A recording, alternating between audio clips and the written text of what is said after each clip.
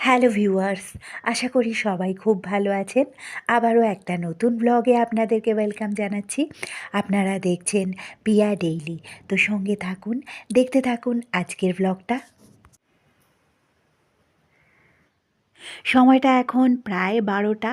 তো চলে এসেছি, এটা মেদিনীপুর কালেক্টরেট অফিস চত্বর। তো এখানে একটা অফিসিয়াল কাজ আছে, তাই জন্যই এসেছিলাম। এই জায়গাটা অবশ্য আমার খুবই চেনা। একটা সময় যখন আমরা মেদিনীপুরে থাকতাম, তখন এই অফিসের কাছাকাছিই থাকতাম।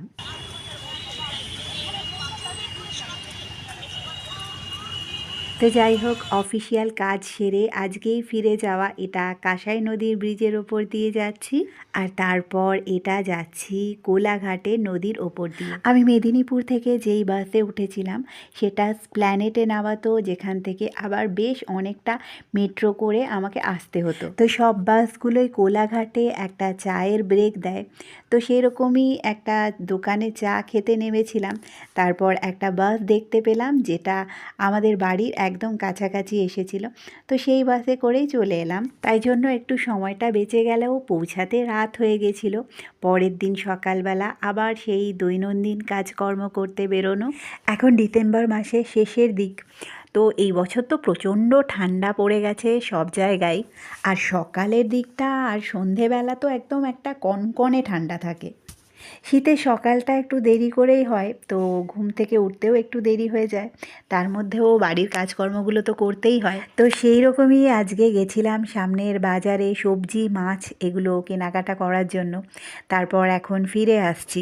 আর আজকেও চলুন আপনাদের সাথে একটু গল্প করা যাক। পৌরাণিক একটা গল্প বলি। অনেকেই জানেন বা অনেকে জানেন না ঋষি দত্তাত্রেয়র কথা। এই দত্তাত্রেয়র 24 জন গুরু ছিলেন। তার মধ্যে প্রথম গুরু হলো পৃথিবী। ইনি পৃথিবী থেকে কি শিক্ষা নিয়েছেন জানেন? ক্ষমা, সহিষ্ণুতা, এইসব। যেমন আমরাই পৃথিবী থেকে খালি নিয়েই যাই, আর পৃথিবীকে কি দিই? কেমিক্যাল, বজ্র পদার্থ, এইসব। পৃথিবীর কাছে এটা শেখা যায় যে কারোর কাছে কিছু আশা না করে দিয়ে যেতে হবে। আর তাহলে কি হয় জানেন? একদিন এই দেওয়ার ফলে নির্ভরশীলতা তৈরি হয়। যাই হোক, আজকের গল্প এই পর্যন্তই। আমার কাজকর্মও প্রায় সারা হয়ে গেছে। ডিসেম্বর মাস প্রায় শেষ হতে চলল। তো এখন তো অবশ্যই ঠান্ডাটা একটু বেশি। এখন শীতের দুপুরবেলা। শীতকালে কাজকর্ম সারতে সারতে কখন যে বেলা গড়িয়ে দুপুর হয়ে যায় বোঝাই যায় না।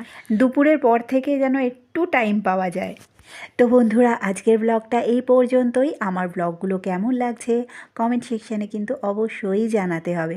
ভালো লাগলে একটা লাইক করে দেবেন, আর আশা করব বন্ধুদের সাথেও শেয়ার করে দেবেন। আর এখানে দেখুন সন্ধ্যের আগের এই আকাশের সুন্দর দৃশ্যটা, তাই ভিডিও নিতেই হলো।